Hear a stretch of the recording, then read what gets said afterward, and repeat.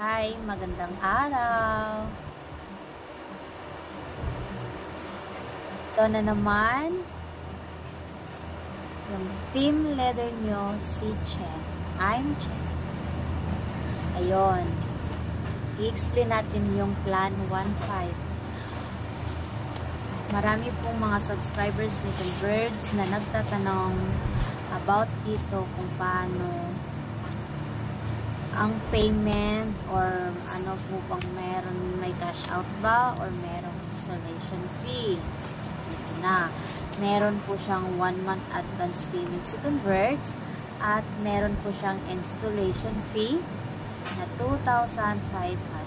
So, pwede nyo po siyang i-installment or staggered for 24 months. So, magiging 125 yung monthly nyo po. So, maidagdag sa 1.5 125. So, magiging 1,625 monthly fees. Ayun. Yung installation fee pala, pag gawin nyo pong staggered means is installment for 24 months. Matic po yan na may tubo. So, yung 2,500 magiging 3,000. Ayun. Pero kung ayaw nyo naman yung installment or staggered, pwede nyo po yung i-outright si 2.5. So, 2.5 po pag outright. One-time payment. So, upon installation. So, ang mababayaran nyo doon, yung 1.5 plus 2.5. So, magkano na yun? 4,000 po yung mababayaran nyo upon installation. So, yung 1 month advance payment nyo po, yan po ay consumable na po siya for first month fee. So, maaga lang po ibabayad nyo yung 1.5. Yan na po ay pangunang buwan nyo. So, si Converge, merong prorated bill. So, sa hindi nakakaalam, merong prorated bill si Converge, meron pong sinusundang billing of cycle calendar.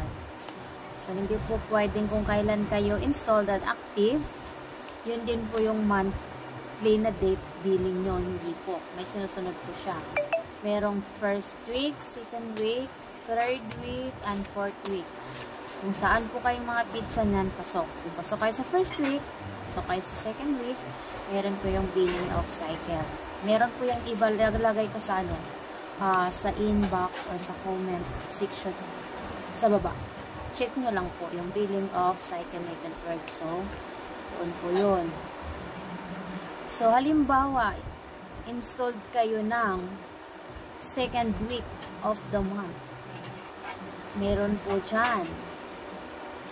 Pasok kayo sa 8 to 14th day of the month. Yan po ang second week. So, kung installed kayo ng 10, ang magiging prorated bill nyo po is 10, 11, 12, 13, 14. So, 5 days yung prorated bill nyo. So, yung plan 1.5, i-divided by nyo lang sa 30 days sa isang buwan. Pero, ang isang buwan natin, merong 31 days. Depende po. So, check nyo na lang kung anong buwan kayo install.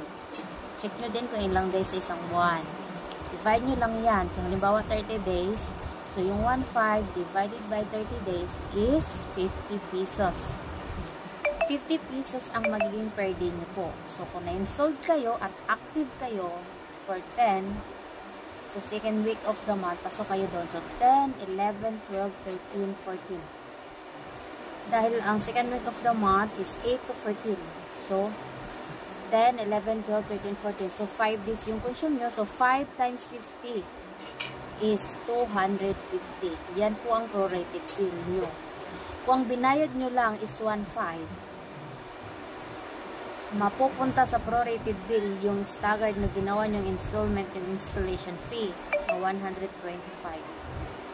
So, yung 250 plus 125.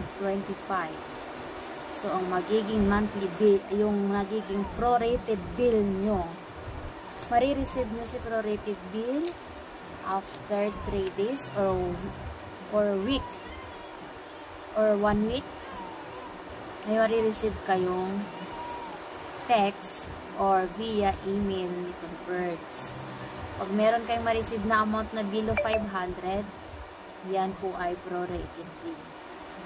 Laging tatandaan, si Converge, wala siyang hidden charges. Kung anong nakakain nyo, yun lang din po yung babayaran. So, yung 250 nyo na 5 days plus 125 yung installation fee, dahil yung binayad nyo lang na 1 month advance payment is 1.5. So, hindi nakasali yung installation fee na 125. So, doon yun sasama sa prorated bill. So, ang magiging expected prorated bill nyo po is 375. So, merong iba dyan na may mga point dahil hindi po, yung activation nila hindi buong araw. Parang kalahati lang, ganun. So, hindi kalahati lang din po sa 50. Mga ganun. May mga point po yan. So, paalala lang pala, pag nag-payment kayo kay Converge, halimbawa, pag may mga point cents na yon, matik po yan 8 piso. Run off nyo po 2 piso. Dahil once po, mas maganda pang masobra kaysa kulang. Dahil po sa cents, maraming nawawala ng internet. So, gawin nyo pong piso, run off nyo po. Okay? Ayan, para po hindi kayo ma-temporary disconnection. So, kailangan isi-settle nyo po yan pag may na-receive kayong prorated fee. So, ang next billing nyo na po yan is next month na dahil po consume na yung binayad nyo 1 month advance payment for the first month of it. Okay? Ayan. Ganun po ang plan 1.5. 200 Mbps na po yan. Carry yan. 14 gadgets. Kahit may computer kayo, for smart TV, yun ang maganda po siya. Kung meron kayong mga live ceiling, yun ang maganda po. Yan na po, i-apply na plan. 1.5, 200 Mbps po siya. Ayan, pag around Cavite, 1 valid ID na po ang kailangan. So, sa lahat ng mag-apply, comment down below, o may mga katanungan kayo, comment down below, para pumasagot ko po yung mga katanungan. Thank you so much and have a good day.